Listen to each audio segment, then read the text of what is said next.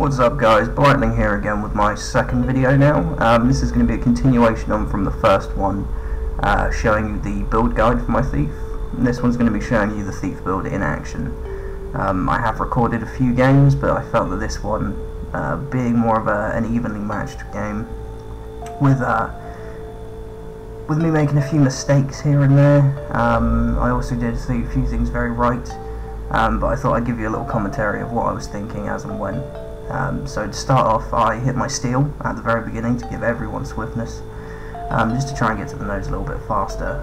Generally I try and hit that node early, but I could see a few people were moving onto it. I was going to back away, let them take it, and head over to mid, see if I could do some support in that direction. As you can see, I was letting the team know there that we were going to have two coming in from the waterfall side, and see if we can get into the first fight now. Shortly, I'm just going to pop up there, and if I remember rightly, it's two engineers actually. Fairly easy to deal with. So as you can see, I hit with steel, sends me into stealth. Open with an auto attack. I've pretty much shredded through his health bar at this point. He's dropped, go into stealth, get the first stomp off. Now the next engineer, I can see that they're dropping a few turrets here and there to try and slow us down, but again, hit with steel, opening strike with the auto attack. I'm going to keep funneling that auto attack, but I want to use my heal at that point, but got knocked back slightly. So I managed to get away with that mist that I told you about, reposition, open up again, go in with an opening strike, and I managed to drop her. I managed to get the kill off beforehand, and you know, save one of our teammates from going down at the same time, which is always a benefit. So from there I decided it was time to go and actually cap that node, so my shadow returned and started heading towards the node to make at least a decap, if not a full cap. So I'm on the node, and while I'm there I'm constantly checking the positions that the enemy will be moving in from. I'm constantly watching the map, so you can see I hit that decap just to stop them from earning any more points, and at that point I can go in and try and sway some more team fights in our favour. I can see this ranger here is trying to take mid, so I decide to open up with, again, steel going with a shadow step. We can tell she's longbow ranger and she's going to deal quite a bit of damage, as you saw that knockback and then with the rapid fire. So I go into stealth, let a teammate get in, try and make a reposition, again, steal in, try and open with opening strike, but she's got these knockbacks going, so I feel it's time to reposition, heal up, get back into the fight with that slight reset. Luckily, being in stealth when she hit me with that CC, she hadn't noticed I was there, so I was free to just stand there and wait for it. Again, I moved into a few things I shouldn't. There's a lot of CC going around, so I'm just constantly trying to move. I decided she was my target at that point, and as long as I stayed mobile, I'd stay up, and luckily a teammate got in there and did it for me. So from that I can see the team fight seems to be going okay. It looks like it's a little bit heavy, and it's not really the Thief's role to stay in the middle, so I decide to go off around to Waterfall and see if I can get another decap. And again, I'm remembering to constantly check the areas the enemy may come from. I've noticed that positioning the camera is the most important thing when holding the node. And you know, just checking to make sure the node's coming in, constantly checking the map to get an update, and you can see that they're starting to make a pretty good pushback against us. So I get the cap and immediately hit steel for that swiftness, go running towards mid, see if any support is needed there. From here I can see the team fight's going pretty well. There's a cap going on, I can see it's that ranger, I know there's a lot of CC, and I went into this a little bit overconfident, and this is where I made one of my first mistakes. So I zip over, I stealth in, I hit with opening strike. At this point she's activated her Signet of Stone, she's locked me down, started opening barrage. I've tried to move and it's just not happening. Another guy comes running in, manages to drop me. I went in a little bit too overconfident there, and yeah, she just had the upper hand on that one, which is one of the reasons I chose to show this video, because like I said, it's good to show the mistakes as well. I don't really like these videos where you can see someone doing perfectly and face rolling everyone, because it doesn't really show you where the mistakes can be made and things to look out for, and it's all stuff to learn from.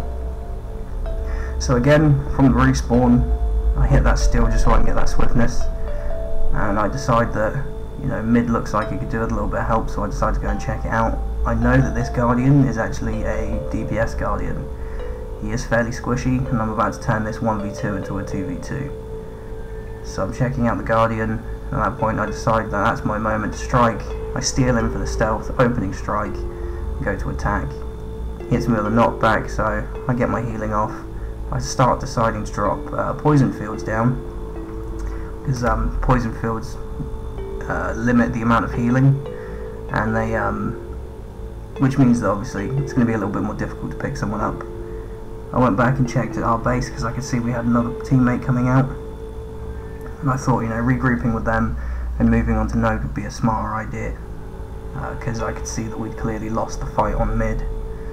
So we start heading to Waterfall, and this is where another mistake is made, and there's actually a really good team fight, you know, good team play against us in the upcoming moments. But so again, while I'm on the node, I'm just checking for locations. I'm just trying to see where I wasn't looking off to the side. They come in pretty quick, and we have this as a 2v2. I've been routed, so I try to break. I'm trying to size up the targets and who to go for, but I'm not really paying attention to the warrior that's on my team at this point.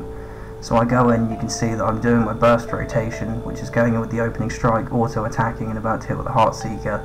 But the engineer managed to pressure me out enough, and then with him backing me out, the warrior already down, it was only a matter of time before I fell. I think that if I was watching the warrior on my team a little bit closer, I'd have probably just made a run for it and moved on, and come back to that node at a later point. But again, mistakes get made, and that's, you know, all part of the learning process. And with this build, I am running less than 12k health, so I am extremely glass cannon. But again, I'm at the spawn. I know that they're going to be away from Waterfall, so I hit that steal for the swiftness. You can see the warrior up ahead running there as well. I'm just going to go and check it out. If it looks like it's going to be a team fight, I'll jump in. If he looks safe, which he does, I decide to move away and see where I can help. It looks like mid's having a little bit of trouble, so I back up, and I think I've just seen a thief coming towards me. So I decide to hit my stealth and wait for him to come up. Unfortunately he doesn't, so I decided at that point it's time to move around, head towards that node, because it looks like there's no point me running into mid, it's just suicide. But if I could reposition myself and I can find another node where I could be useful, that's always better. The longer you're up, the more damage you can do. The more damage you do, the longer that you can keep those guys out of the fight. And with mid being that heavily controlled, I decided to take the long way around, let them clear out, and see if I can get anything, see if I can get anything done. So I'm coming into mid. At this point, I'm checking the entrances. I can see there's quite a large group of them coming up. So I start throwing poison over, just because I know that if any pressure gets made, you know, it can stop their heals. But I know that at that point I noticed that our teammates had decided to leave that fight, leaving me in a 3v1 situation. And as you can see in the chat box, I'm obviously a little bit annoyed with the teammates for deciding to abandon that one and leaving it. But obviously, again, this is things that happen. This is what, you know, this is lack of communication, I guess, within, you know, random solo queuing in the PvP arenas. As you can see at this point, they've got 2 contested nodes, but they are making it, and now they've actually managed to pull a draw on the game, which is one of the reasons I quite liked the recording for this one, because it was pulled very, very close quite late in the game. Which goes to show it may not always go in your favour, but even if you do get to the late game and you're still losing, you can pull it back quite quickly. But again, we're back at 2 nodes. I'm always checking Waterfall, because from our base it's one of the nodes I like running to. Now I can see there's a thief up there waiting for me. I can see him backing away and sizing up the issue. So I go into stealth. At that point I see an engineer appear. So I try to avoid the area of effect. I steal in, get my stealth up, start opening striking him, and yeah, as soon as I see his health get low and panic strike procs at 50%, and I see that he gets immobilized, I hit with a few Heartseekers, and then keep opening up with that auto attack just to keep the pressure on. And then you see that, I think it's a warrior guard, no, so the other warrior that came in and gave me a hand with a stomp. So I go and join the rest of the team at mid. You can see this Guardian's coming in again. He's the Guardian that's not very tanky at all. He's got a few nice cooldowns on there, as Guardians do, but generally you can get him down fairly quick. That's why I decided to put a poison on him first, knowing that he'd try and heal up fairly soon, just to try and limit that. Zapped him for an opening strike, damaged him fairly well, and you know, we managed to get the kill.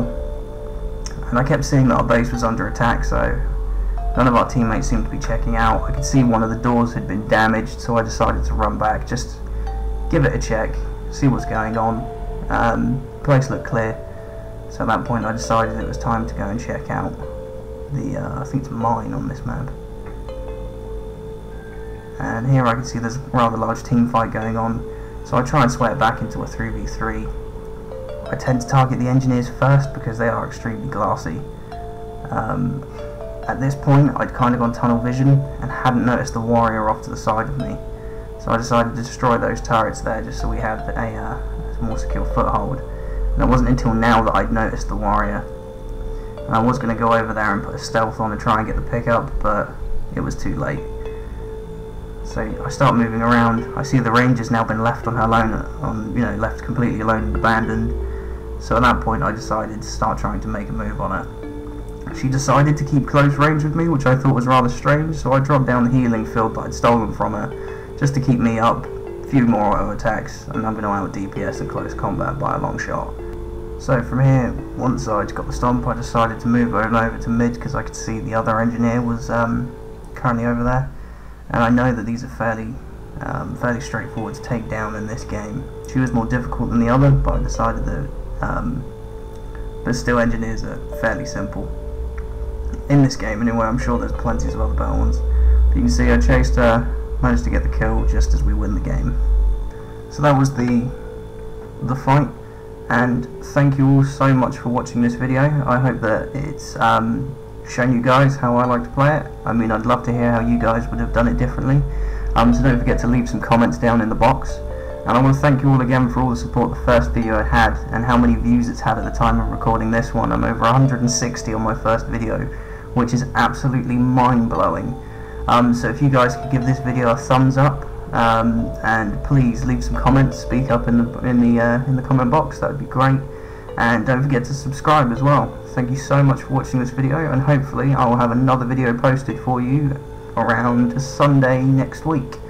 Thanks a lot, guys. This is Blightling.